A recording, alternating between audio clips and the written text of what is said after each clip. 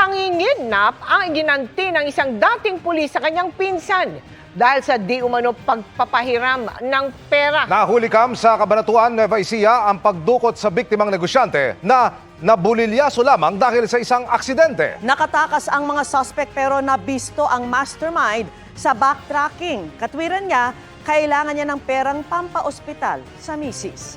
Nakatutok si Rafi Tima. Mag-alas 8 ng umaga kahapon nang makunan sa CCTV footage na ito ang tatlong lalaki sa labas ng isang bahay sa subdivision sa Cabanatuan City, Nueva Ecija. Tila may hinihintay ang tatlo. Maya-maya pa, lumayo ang dalawang lalaki.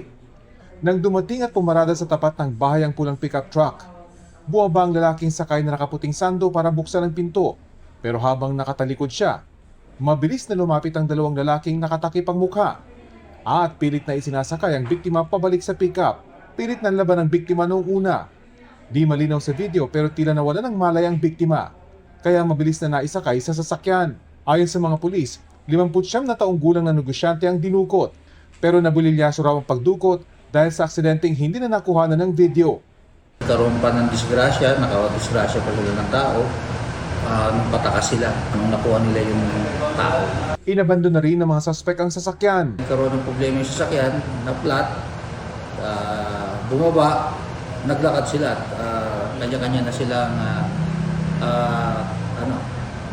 lulan ng mga iba-ibang sasakyan, tricycle o nagmotor sila.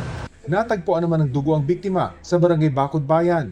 Agad dinala sa ospital ang negosyante. Ang biktima kanina, siyempre nagkaroon ng konting trauma kasi nga binugbog siya along the way. Ayos naman siya, nasa ospital, ngayon under observation. Umabot sa San Miguel, Bulacan ang backtracking ng pulisya kung saan nasa kote ang itinuturong mastermind ng pagdukot na kamag-anak pa man din ng biktima. Nahuli natin yung pinaka-main suspect na nataon naman na ex-police, no? Na kamag-anak mismo nung biktima. Natagpuan natin yung subject sa San Miguel, Bulacan. Ayon sa revelasyon ng ng kapag-anak, yung pinakapinsan niya na ex-police, is ang sinasabi niya is problema sa pera.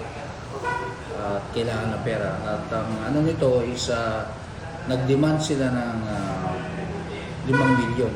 Ayon sa suspect, matagal na siyang may galit sa biktima na itinulak lang ng pangangailangan sa pera kaya nagawa ang krimen. Nagalit sir ako sa kanya dahil nangangailangan ako ng trabaho. May sakit yung asawa ko, hindi niya ako pinapansin.